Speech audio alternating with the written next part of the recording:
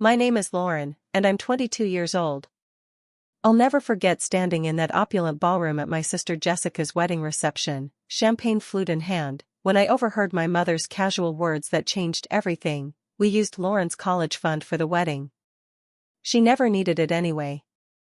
6 years of working 3 jobs while maintaining a 4.0 GPA flashed before my eyes. The best part? They had no idea I'd graduated completely debt-free through scholarships and brutal hard work. What they also didn't know: my revenge was already taking shape.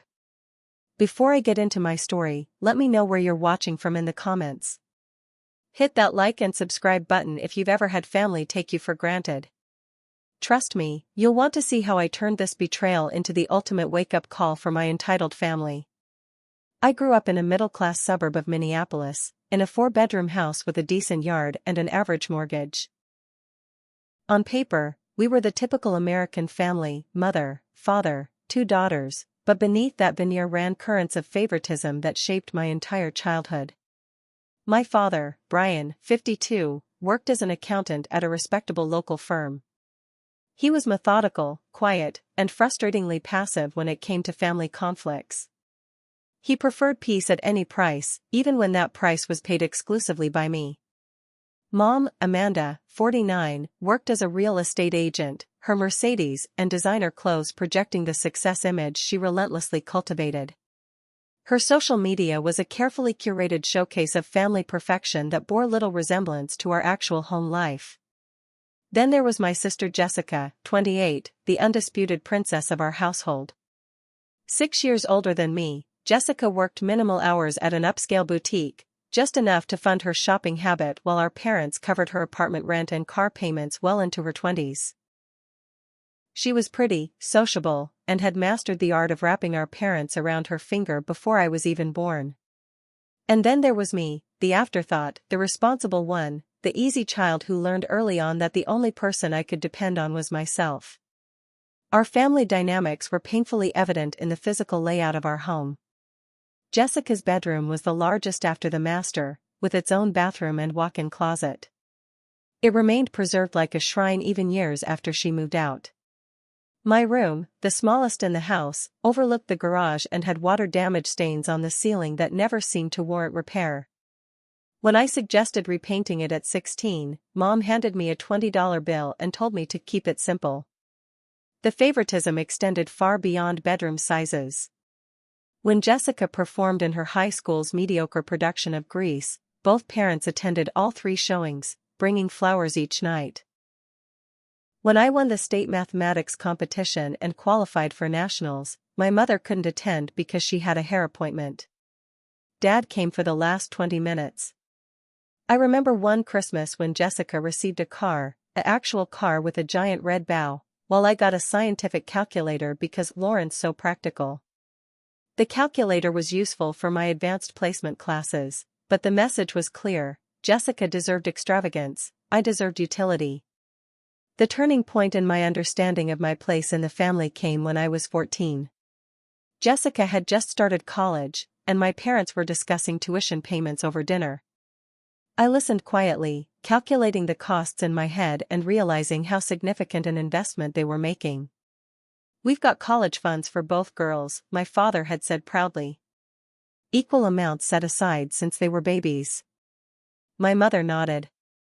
"It's important to us that both our daughters have the same opportunities." That statement, delivered with such apparent sincerity, would echo in my mind years later with bitter irony. But at 14, I believed them. I just also believed, based on a lifetime of evidence, that I couldn't count on those funds actually being there when I needed them. So I made a decision that night: I would find a way to pay for college myself. Throughout high school, I maintained a perfect GPA while working part-time jobs that I hid from my parents. Not because they would disapprove, but because they wouldn't notice unless it inconvenienced them. I stashed away every dollar, knowing that financial independence would be my only reliable path forward. When I asked about my college fund during my senior year, my parents assured me it was growing nicely and would be there when I needed it. "But with your grades, Lauren, you'll probably get scholarships too," my mother added. "Maybe we can use some of that money for your graduate school instead." I nodded, already suspecting that those funds might mysteriously disappear, but never imagining exactly how or why they would vanish. My acceptance letter to Stanford arrived on a rainy Tuesday in April of my senior year. I'd been checking the mail obsessively for weeks, and when I saw the thick envelope, my hands trembled as I tore it open. Full of excitement, I burst into the kitchen where my parents were having coffee. I got in. I got into Stanford, I announced, waving the letter. My mother glanced up from her phone. That's nice, honey. Isn't that in California? That's going to be expensive. My father at least managed a smile. Good job, Lauren. We'll have to look at the numbers. Their lukewarm reaction was a stark contrast to the celebration that had ensued when Jessica was accepted to Northwestern 6 years earlier. For her, there had been a special dinner, phone calls to relatives, and a Facebook announcement with professional photos. For me, there was concern about cost and distance. The partial scholarship Stanford offered would cover about 40% of my tuition, but nothing for room and board. When I brought up accessing my college fund, my parents became evasive. Let's see what other scholarships you can get first, my mother suggested. That money should be your last resort. That night, I made a commitment to myself. I would graduate without a penny of debt, and without depending on my parents' uncertain promises. My college years became a blur of sleepless nights and exhausting days. Each semester followed the same punishing routine. I worked at a campus coffee shop from 5 a.m. to 9 a.m. before my first class. Between classes, I worked at the university library. Weekends were reserved for a waitressing job at an upscale restaurant where the tips were good enough to justify the demanding customers. I lived on protein bars and coffee, catching naps in library study rooms between shifts. My dorm room was just a place to shower and change clothes. I spent so little time there that my roommates joked I was a ghost. The physical toll was immense.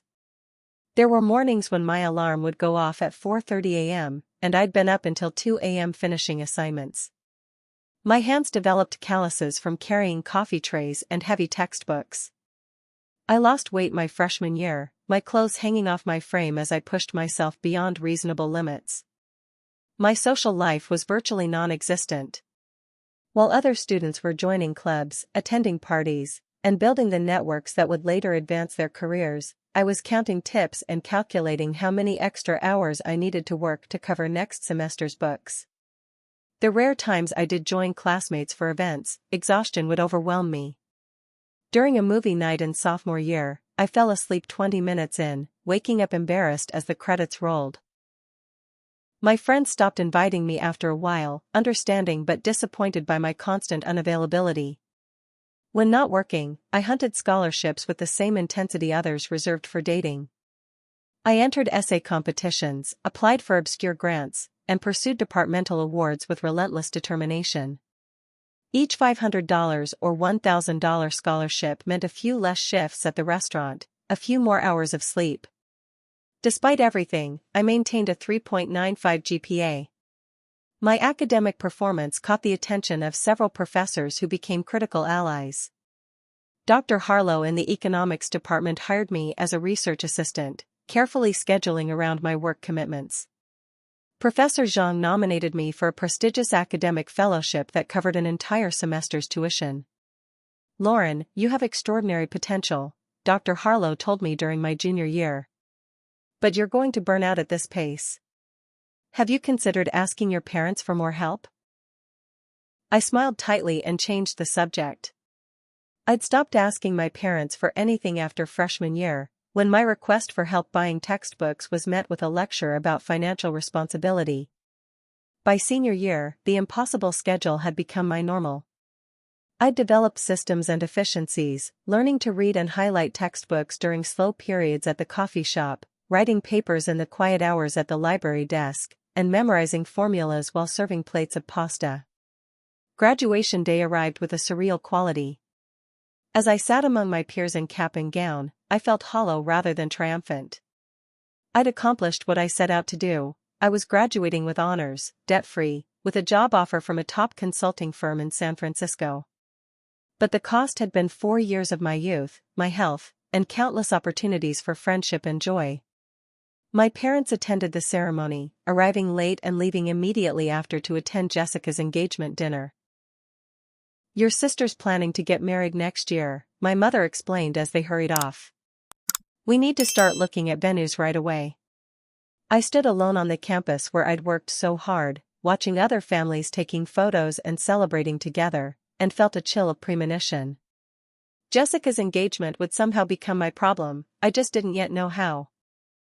Jessica met Tyler Reynolds 6 months before my college graduation, while helping him select a tie at the boutique where she worked 3 days a week.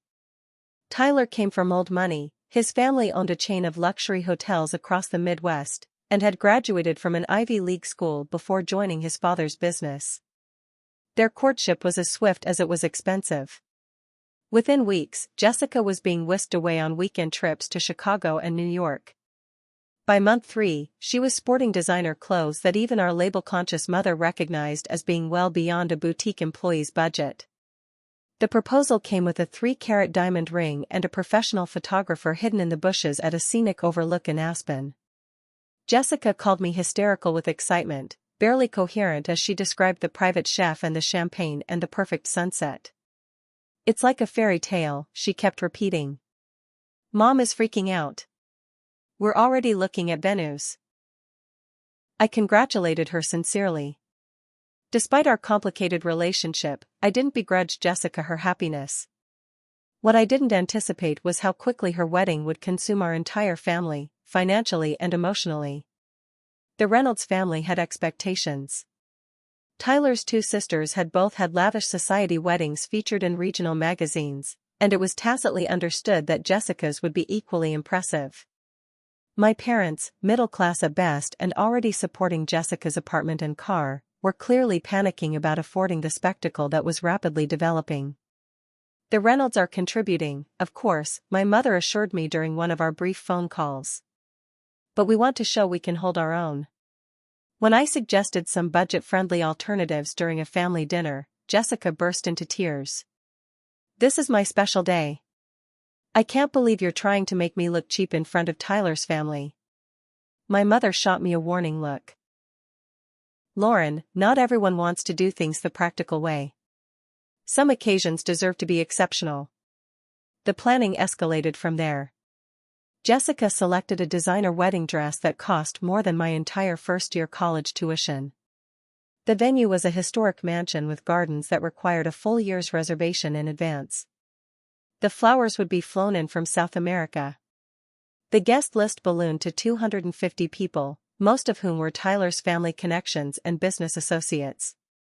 I was reluctantly included as a bridesmaid but not the maid of honor. That role went to Jessica's best friend from college, a woman whose father owned a lumber empire and who could afford to throw the kind of extravagant bridal shower Jessica expected. "You understand, right?" Jessica said when informing me of my secondary role. "You're always so busy with work, and Megan can really dedicate time to this." I nodded, secretly relieved to avoid the financial obligations of being maid of honor, though the implication that I wasn't worthy of the position still stung. As the wedding date approached, signs of my parents' financial strain became increasingly evident. My father, normally home by 6 p.m., was now working until 9 or 10 at night. My mother looked perpetually stressed, checking her bank app constantly and making hushed phone calls about credit limits and payment extensions. During a rare moment alone with my father, I broached the subject directly. "Dad, is everything okay with money? This wedding seems to be really stretching you guys thin." He sighed heavily, suddenly looking every one of his 52 years. "We're making it work, Lauren. Sometimes in life, you have to make sacrifices for the people you love." "I could help," I offered, thinking of my healthy first-year salary and savings. "I'm doing well at work, Anne." "Absolutely not," he interrupted, an unusual firmness in his voice. "This is our responsibility as parents. You focus on your career." Jessica was even more dismissive when I made a similar offer to her. "God, Lauren, not everyone is obsessed with money like you are," she snapped. "This is supposed to be the happiest time of my life, and you're bringing up budgets?" Just because you chose to work through college instead of enjoying yourself doesn't mean the rest of us need to live like monks. The bridal shower was a study in excess that made me increasingly uneasy. Held at an exclusive country club, with champagne flowing and elaborate gift bags for each guest, it must have cost thousands. When Jessica opened my gift, a nice but affordable set of high-quality kitchen knives I'd carefully selected, her smile tightened. "Oh, how practical," she said, quickly moving on to the next, more extravagant present. Later, I overheard her complaining to our mother. "Lauren's gift was so cheap. She makes good money at that consulting job, would it kill her to be generous for once?" My mother's response was inaudible, but her sympathetic expression said everything. As the wedding approached, I began to harbor a growing suspicion about the source of the seemingly endless funds being poured into Jessica's special day. Comments about reallocation of resources and investments that can be liquidated from my parents set off alarm bells. But even with my suspicions, I was unprepared for the truth when it finally emerged. Jessica's wedding day dawned perfect and clear, as if even the weather dared not disappoint the bride. The historic lakeside manor was transformed with thousands of white roses, crystal chandeliers hung from specially constructed pergolas in the garden, and a custom dance floor had been built over the mansion's original hardwood. From my position in the bridal suite, helping Jessica with her veil, I could see the army of vendors scurrying about, the string quartet setting up by the lake, the sommelier directing the placement of ice sculptures designed to hold champagne bottles, the 3 different photographers testing light angles. The conservative estimate in my head, at least $100,000, probably closer to $150,000. Isn't it all just magical? Jessica spun in her designer gown, the train extending 6 feet behind her. Tyler's mom said this might be the wedding of the season. I smiled and adjusted her tiara. "It's beautiful, Jess. You look beautiful." For that day, I had decided to set aside my concerns and suspicions. Whatever financial gymnastics my parents had performed to create the spectacle, it was done now. All I could do was fulfill my bridesmaid duties and try to enjoy the celebration. The ceremony proceeded flawlessly. Jessica and Tyler exchanged personally written vows beneath an arch of orchids as 250 elegantly dressed guests dabbed at their eyes. I stood in my assigned spot, in a $400 bridesmaid dress I'd never wear again, and felt a complex mixture of happiness for my sister and disconnection from the entire event. It was during the reception, after the 5-course dinner and between the father-daughter dance and the cake cutting, that everything changed. I was taking a moment alone, sipping champagne at a quiet table near the bar, when I overheard my mother's voice from the other side of a decorative hedge. "It's spectacular, isn't it?" My mother was saying to someone, a relative of Tyler's, from the context. "We wanted Jessica to have everything she dreamed of." "It must have been quite an investment," the woman replied. My mother laughed, the sound slightly slurred from too much champagne. "Well, we had Lauren's college fund just sitting there. She never used it anyway. Did everything on scholarships and working. So practical, that girl. Always has been." The crystal flute nearly slipped from my fingers as ice flooded my veins. The college fund. My college fund.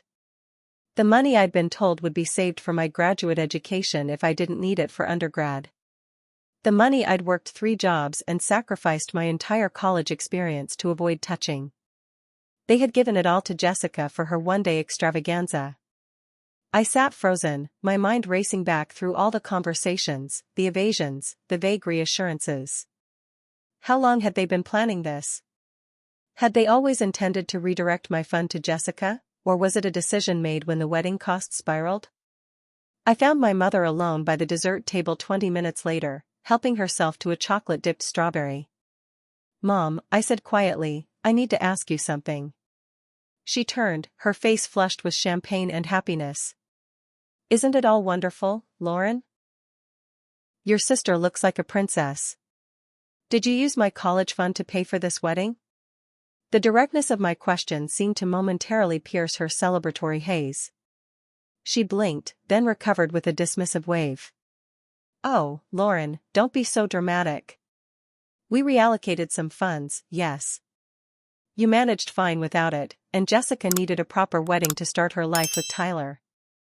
The Reynolds have certain expectations. That money was promised to me, I said, keeping my voice steady with effort. You and Dad told me it would be there for graduate school. Well, plans change, she replied, her tone hardening. Jessica needed it more. You've always been so independent and resourceful. Besides, with your job, you can save up for graduate school yourself if you still want to go. My father appeared then, placing a hand on my mother's back. His eyes met mine, and I saw something there, discomfort, maybe even shame, but not surprise. He'd known. Of course he'd known. Lauren, this isn't the time or place, he said quietly. Let's not make a scene at your sister's wedding. Did you know about this, Dad? I asked, though I already knew the answer. He sighed. We made a family decision based on immediate needs. Your sister's wedding was a priority, and you were doing so well on your own. A family decision, I repeated. That the whole family knew about except me. Lauren, my mother began, but I cut her off. No, it's fine. You're right. I am independent and resourceful. I put myself through college without debt and without your help. I just wish you'd been honest about your intentions for that money instead of letting me believe it was still there for me. I walked away then, maintaining the composed exterior I'd perfected over years of disappointment. I made it through another hour of the reception, smiling for photos and making appropriate small talk, before quietly slipping away. Neither of my parents noticed my departure. The drive home was a blur of tears and rage. Not because of the money itself, I had indeed managed without it, but because of what it represented. The fund wasn't just financial support, it was supposed to be tangible proof that my parents valued my future as much as Jessica's. Its reallocation was the final, irrefutable evidence that they didn't. I spent that night alternating between crying and making lists. Lists of sacrifices I'd made to avoid touching that fund. Lists of opportunities I'd missed while working those 3 jobs. Lists of every time my parents had chosen Jessica's wants over my needs. And finally, a different kind of list altogether, a plan for what came next. In the days following Jessica's wedding, I moved through my life like a ghost, going through the motions at work while processing the magnitude of my family's betrayal. I calculated that my college fund, started when I was born and supposedly added to consistently for 18 years, should have contained approximately $60,000, enough to have saved me from thousands of hours of grueling work and lost opportunities. I confided in my closest friend, Mia, over coffee 4 days after the wedding. They did what? She exclaimed, loud enough to draw stares from nearby tables. Lauren, that's theft. It was your money, set aside specifically for you.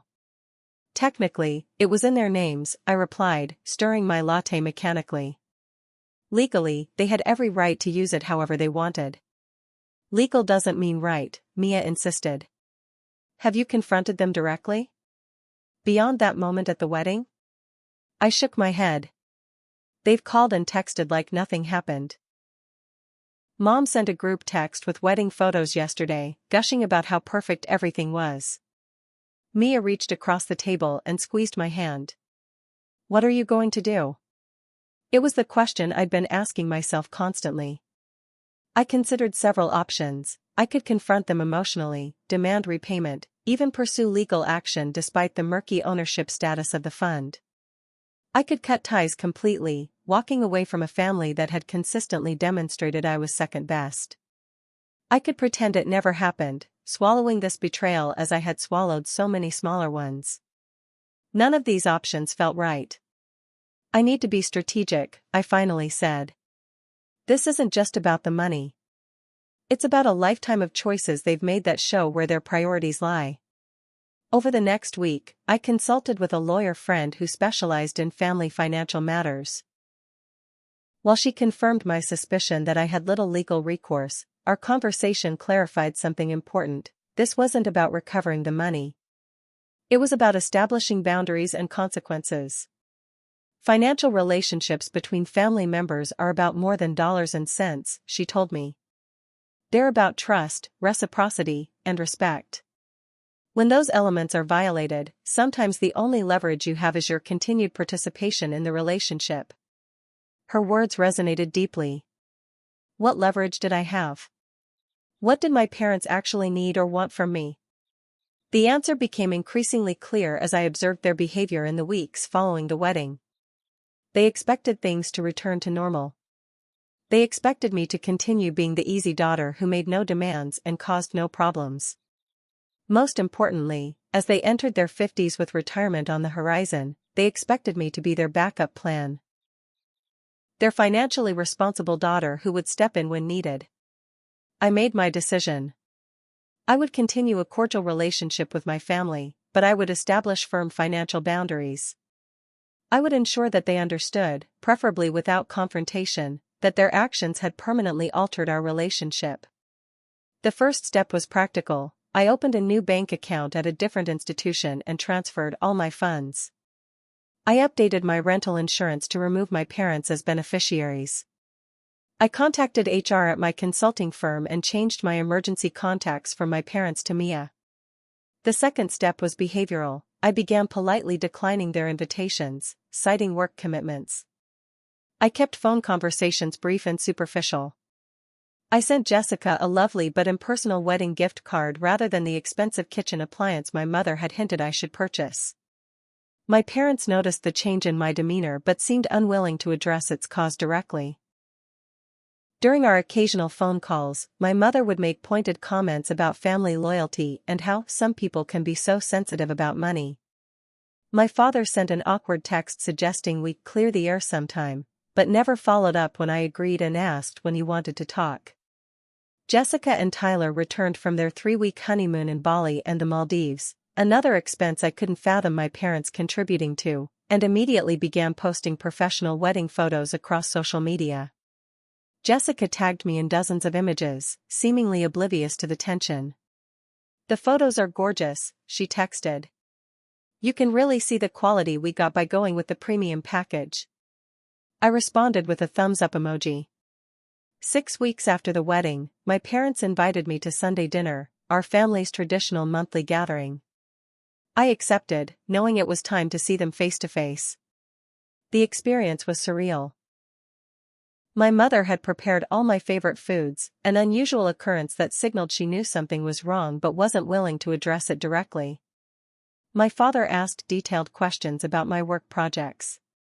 Jessica and Tyler, also present, dominated the conversation with honeymoon stories and complaints about the challenges of merging their possessions in Tyler's luxury condo. "So," my mother said during dessert, with forced casualness, "your father and I are thinking about planning a family vacation next summer. We thought maybe a week in Cabo? Tyler's family has connections at a resort there." "That sounds nice," I replied noncommittally.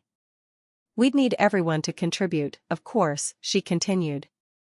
Jessica and Tyler would get their own suite, but we thought we'd split the cost of the main villa 4 ways between all of us adults. I nodded, taking a deliberate bite of cheesecake to avoid responding immediately. "Your share would be about $3,000, my father added. "But it would be worth it for quality family time."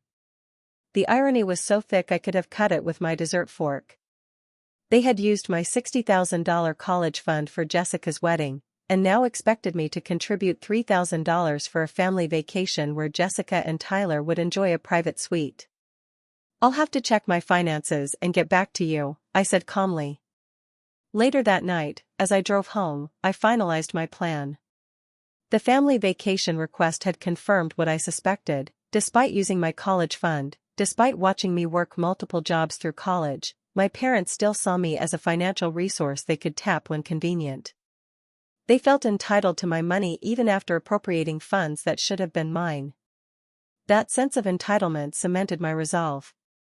This wasn't about punishment, it was about establishing reality. And the reality was that I would no longer be the family's financial safety net. 6 months passed, during which I maintained limited but cordial contact with my family while focusing intensely on my career and financial future. I declined the Cabo vacation with a simple explanation that I couldn't take time off work, which was partially true. I had volunteered for a major project that would boost my promotion prospects. The distance I'd created gave me perspective and time to implement my plan methodically, without the emotional reactions that might have derailed it early on. Meanwhile, family dynamics were shifting in ways that perfectly positioned the next phase. Jessica called me on a Tuesday evening, her voice tight with stress. "Lauren, can we meet for coffee? I really need someone to talk to." We met at a cafe near my office the next day. Jessica looked uncharacteristically disheveled, her designer clothes wrinkled and her makeup applied hastily. "Tyler and I are having problems," she confessed after ordering a complicated latte. "His family has all these expectations about how we should live, the social events we need to attend, even when we should start having children." I made sympathetic noises, letting her vent. "And he's so controlling about money," she continued.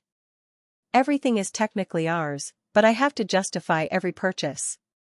He calls my boutique job a cute hobby and suggests I should quit to focus on being a proper Reynolds wife." "That sounds really difficult," I said sincerely. Despite everything, I didn't want my sister to be unhappy. "Mom and Dad don't understand," Jessica sighed. "They think I should just be grateful for marrying into such a good family. As if I'm some character in a Jane Austen novel who made an advantageous match." I nodded, letting her talk herself out. By the end of our coffee, Jessica had revealed that her marriage was already showing serious cracks, despite the picture-perfect image she maintained on social media. That same week, I received an unexpected call from my father.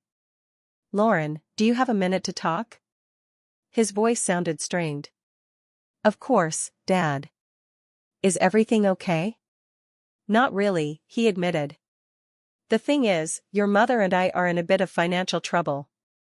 The wedding expenses were significant. We took out some loans that we're struggling to repay." I remained silent, waiting for him to continue.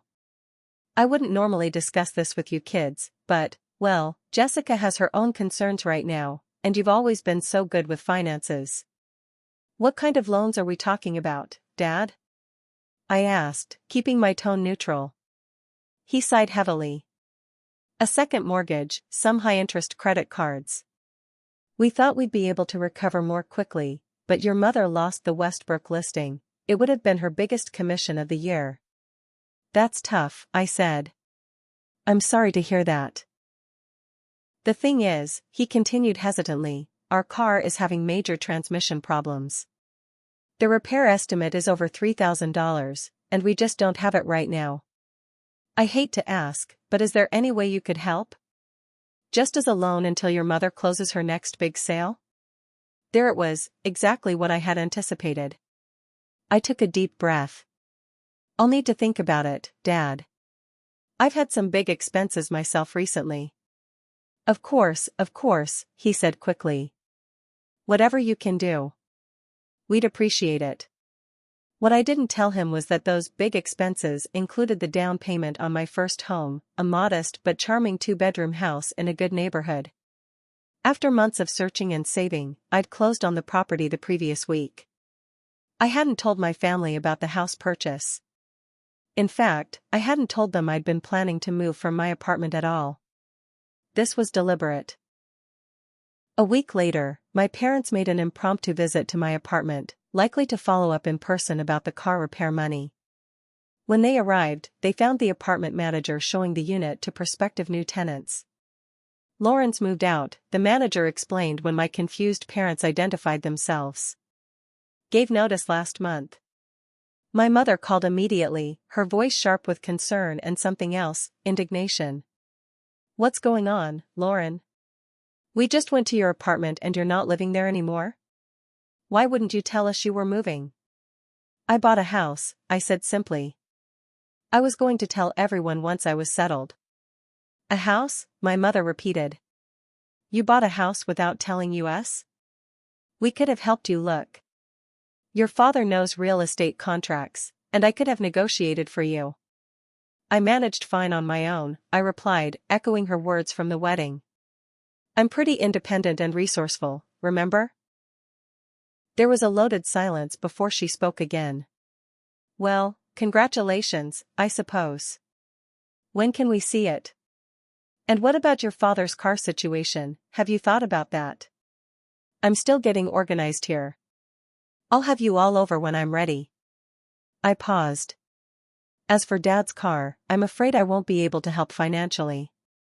I've just taken on a mortgage and have my own expenses to manage. Another pause, longer this time. Lauren, my mother said, her voice taking on the patronizing tone I knew well, family helps family. Your father and I have always supported you and your sister. We gave you a stable home, paid for my college fund? I interrupted. The one you used for Jessica's wedding without telling me? The silence that followed was deafening. So that's what this is about, she finally said. You're punishing us over money. No, Mom. I'm establishing boundaries based on the precedent you and Dad set. You decided my education fund would be better spent on Jessica's one-day celebration. That was your choice to make. Now I'm making my choices about my finances. We didn't think you needed it, she protested. You were doing so well on your own, and Jessica's wedding was important for her future with the Reynolds family. You're right, I didn't need it. I put myself through college without debt because I worked 3 jobs simultaneously for 4 years. I sacrificed my health, my social life, and countless opportunities so I wouldn't have to touch that fund, the fund you promised would be there for my graduate education. Lauren. I'm not angry anymore, Mom, I continued. I've accepted that this is our family dynamic. Jessica gets the support, and I'm expected to manage on my own. That's fine. But it works both ways now.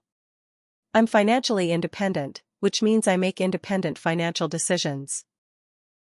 My father got on the phone then, his voice uncharacteristically emotional. Lauren, we made a mistake. We should have discussed the college fund with you before using it for the wedding. But you're doing so well, and we're genuinely struggling right now. I understand, Dad. And I'm sorry you're having financial difficulties. But I've just taken on a 30-year mortgage, and I need to be responsible with my finances. The conversation ended awkwardly, with half-formed recriminations from my mother and uncomfortable silence from my father. I felt no satisfaction, only a strange sense of clarity. Over the next few months, my career continued to flourish. I received a substantial promotion, adding both responsibility and compensation to my role. I furnished my new home thoughtfully, creating a space that was entirely mine.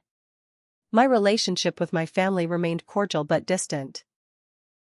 Jessica's marriage continued to deteriorate, with increasingly frantic phone calls about Tyler's controlling behavior.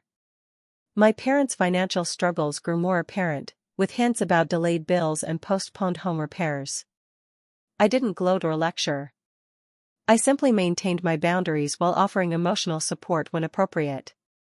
This wasn't about revenge, it was about recalibrating a lifetime of imbalance. The situation came to a head when Jessica called me, sobbing, to announce she was leaving Tyler after just 10 months of marriage. He wanted me to sign a postnuptial agreement, she cried. Can you believe that? After everything my family spent on the wedding. What are you going to do? I asked. Move back in with Mom and Dad for now, she sniffled. I can't afford my own place yet, and Tyler's threatening to make things difficult financially if I don't agree to his terms. I felt a twinge of sympathy for all of them. Jessica facing a failed marriage, my parents taking on another dependent while already struggling. But I also recognized that this was the natural consequence of choices they had all made. When Jessica moved back home the following week, my mother called with news that confirmed my decision had been the right one. Your father's having some health issues, she said quietly. The doctor thinks it's stress-related. He might need to retire earlier than we planned, and our retirement savings, well, they're not what they should be. I'm sorry to hear that, I said sincerely. How can I help? We're going to need to make some changes, she continued, ignoring my question. Downsizing the house, cutting expenses. With Jessica back home, things are tight. I waited, sensing what was coming. We've always thought of you as the responsible one, Lauren. The one we could count on in a crisis. And there it was, the expectation that had shaped my entire life. I was the responsible one, the one who would sacrifice, who would step in and fix problems I hadn't created. Mom, I said gently but firmly, I love you all, but I'm not in a position to provide financial support right now. I can help in other ways, researching affordable healthcare options, looking into financial assistance programs, but I can't be your retirement plan. The sharp intake of breath told me she had indeed been hoping for exactly that. I see, she said coldly. Well, we'll manage somehow. We always do. Yes, I agreed. Just like I always have. A year passed. Jessica's divorce from Tyler became final, messy, and expensive despite the brief marriage. She remained living with our parents, working increased hours at the boutique but still unable to support herself independently. My father's health issues stabilized with medication and reduced stress, but he was indeed forced to retire earlier than planned. My mother's real estate business struggled in an economic downturn, her sales dropping dramatically. I maintained my distance while staying informed, focusing on my own life and career. I dated, made new friends, traveled for both work and pleasure. I finished paying off my student loans, the small amount I'd been forced to take despite my best efforts, and built a healthy emergency fund. The email from my father arrived on an ordinary Tuesday morning. The subject line read simply, long overdue. Dear Lauren, it began, I've started this email 100 times over the past year and deleted every attempt. There's no easy way to say this, so I'll be direct, your mother and I were wrong. We betrayed your trust when we used your college fund for Jessica's wedding without discussing it with you. We took advantage of your self-sufficiency and independence, traits we should have celebrated rather than exploited. I've had a lot of time to reflect since reducing my work hours, and I'm ashamed of the pattern we established in our family. We consistently prioritized Jessica's wants over your needs, not because we loved her more, but because she demanded more attention. You were always so capable that we took you for granted. The financial struggles we're experiencing now are the direct result of our poor choices and planning. It was unfair of us to hint that you should help bail us out. You worked incredibly hard for your success, often without the support you deserved from us. I can't undo the past, but I want you to know that I recognize our mistakes. Your mother is still struggling to accept her role in this situation, but she agreed I should reach out. We miss you, Lauren. Not for financial help, but because you're our daughter and we love you. If you're willing, I'd like to begin rebuilding our relationship on healthier terms. No pressure, no expectations. Just a father hoping for another chance to know his remarkable daughter. With love and regret, Dad. I read the email 3 times, emotions welling up unexpectedly. After a year of carefully maintained boundaries, my father's words cracked something open inside me, not forgiveness, exactly, but possibility. I waited 2 days before responding, wanting to ensure my reaction came from a place of clarity rather than emotion. I wrote back with cautious openness, suggesting we meet for coffee the following weekend. Our meeting was awkward at first, both of us uncertain of this new territory. My father looked older than I remembered, his shoulders slightly stooped, his hair grayer. But his eyes were clearer, more present than they had been in years. Your mother wanted to come, he said after we'd exchanged pleasantries, but I thought it might be easier to talk one-on-one first. I nodded, appreciating his insight. She's having a harder time admitting her role in all this, he continued. But she's working on it. The past year has been illuminating for both of us. He told me about their financial situation without asking for help, about Jessica's struggles to find direction after her divorce, about his own process of confronting patterns established over decades. We always thought we were treating you both equally, he said, shaking his head. But equality isn't always about identical treatment. It's about meeting each child's needs appropriately. We failed at that. Yes, you did, I agreed quietly. But I appreciate you recognizing it now. We parted with a tentative hug and plans to meet again in 2 weeks. It wasn't resolution, but it was a beginning. A week later, unexpectedly, Jessica appeared at my door. "Can I come in?" she asked, looking uncharacteristically subdued in jeans and a simple sweater. I hesitated only briefly before stepping aside. Jessica had never visited my house before, despite multiple invitations after I'd finally revealed my new address to the family. She wandered through my living room, taking in the comfortable furniture and personal touches. "It's really nice," she said, sounding surprised. "It feels like you." "Thanks," I replied, unsure where this was heading. Jessica sat on my couch, twisting her hands in her lap. "Dad told me about your coffee meeting. About the email he sent you." I nodded, waiting. "It made me think about a lot of things," she continued. "About how differently they treated us growing up. About how I never really noticed or questioned it because it benefited me." She looked up, her eyes sincere for perhaps the first time in our adult relationship. "I took advantage of it too, Lauren. I expected them to bail me out, to fund my lifestyle, to give me this ridiculous fairy tale wedding that ended in disaster anyway. And I never once considered what it cost them, or you." I sat beside her, surprised by the turn in conversation. "The thing is," Jessica continued, "watching you these past few years, putting yourself through school, building your career, buying this house, I realized I never developed the skills you have. I never had to. And now I'm 30, divorced, living with our parents, and completely lost." "It's not too late to learn those skills," I said gently. "That's actually why I'm here," she replied. "I want to learn. I've enrolled in a business certificate program at the community college. I'm trying to become more independent. And I thought, maybe you could help me figure out a budget?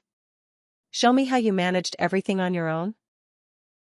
The request was so unexpected, so unlike the Jessica I'd known all my life, that I felt momentarily speechless. "I'd like that," I finally said. "I'd like to help you with that." That conversation marked a turning point not just in my relationship with Jessica, but in my understanding of what I wanted from my family going forward. The anger and resentment I'd carried for so long began to transform into something more complex and ultimately more healing. It wasn't about forgetting or pretending the past hadn't happened. It was about deciding what kind of relationship I wanted now, on my terms, with clear boundaries and realistic expectations. 2 weeks later, I met with both my parents. The conversation was difficult, with moments of defensiveness from my mother and painful acknowledgments from my father. But it was honest in a way our family interactions had rarely been. "I can't promise I'll ever fully get over what happened," I told them. "But I'm willing to work on building something new going forward." It was enough, for now. 2 years passed, bringing changes none of us could have predicted. My career continued to flourish, with another promotion making me one of the youngest directors in my company's history.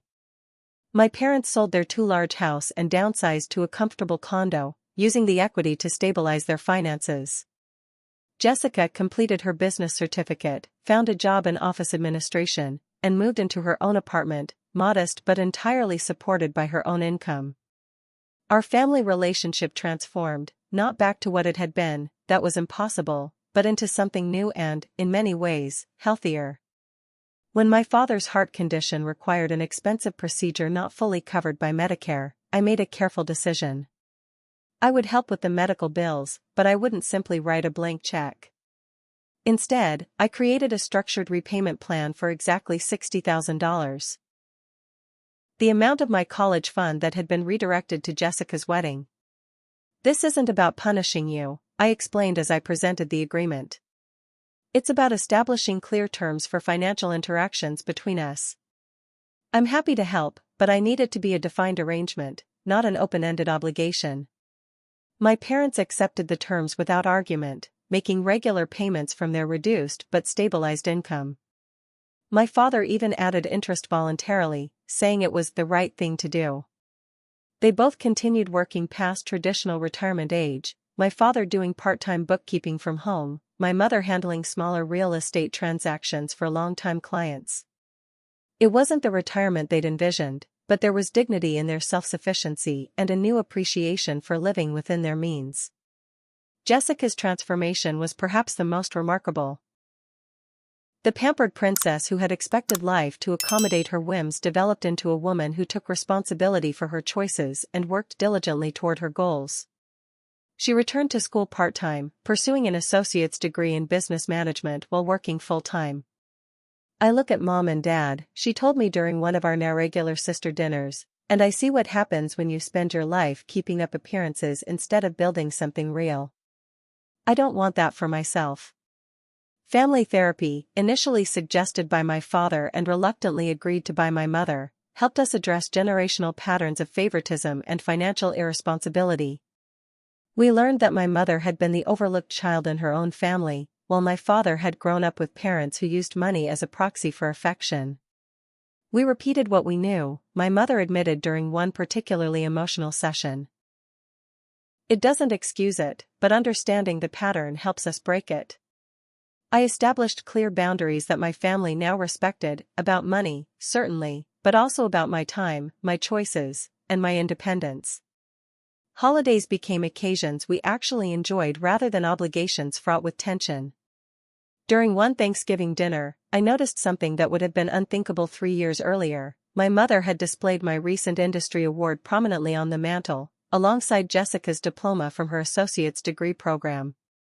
Equal recognition, at last. "I'm so proud of both my daughters," she said, catching me looking at the display. "For different reasons, but equally proud." The words were simple but profound in their departure from the family dynamic that had shaped my childhood. As my parents' financial situation stabilized and Jessica established her independence, I found myself thinking about future generations. I created an education fund for potential future nieces and nephews, with stringent guidelines ensuring the money could only be used for its intended purpose. If Jessica had children, they would never have to work 3 jobs to get through college. The final piece of resolution came unexpectedly, during a national industry conference where I was scheduled to receive recognition for a major project. I had invited my family without expecting them to attend. The event was being held in Chicago, requiring travel and accommodation expenses. To my surprise, they all came. My parents and Jessica sat in the audience as I delivered my acceptance speech, their faces showing genuine pride and support. Afterward, at the reception, my mother introduced herself to my colleagues not as Jessica's mother or even Lauren's mother, but as Amanda Parker, mother of 2 successful daughters. Later that evening, as we celebrated at dinner, I realized something profound had shifted. The revenge I had initially sought, making my family recognize the consequences of their actions, had evolved into something far more valuable: the reclamation of my own power and the restructuring of our family on healthier terms. "I have something to say," my father announced, raising his glass. "Lauren, watching you receive that award today was one of the proudest moments of my life. Not just because of your professional achievement, but because of the person you've become despite our mistakes. You taught our entire family what real strength and integrity look like, and we're better for it." My mother wiped tears from her eyes, nodding in agreement. Jessica reached across the table and squeezed my hand. In that moment, I understood that true revenge wasn't about punishment or even justice. It was about breaking cycles, establishing healthy boundaries, and creating a new legacy that would extend beyond my own life. The $60,000 that had been taken from me had been painful not because of its monetary value, but because of what it represented. In recovering not the money itself but the respect and recognition it symbolized, I had gained something far more valuable. As we finished our dinner and stepped out into the Chicago night, I felt a sense of completion. The past couldn't be changed, but the future was ours to shape differently. And in that difference lay all the victory I needed. What would you have done in my situation? Would you have handled things differently? Let me know in the comments below. If this story resonated with you, please like and subscribe to hear more stories about setting boundaries and reclaiming your power in difficult family situations. And if you know someone who might benefit from hearing this journey, please share it with them. Thank you for listening to my story, and remember, sometimes the best revenge isn't about getting even, but about getting free.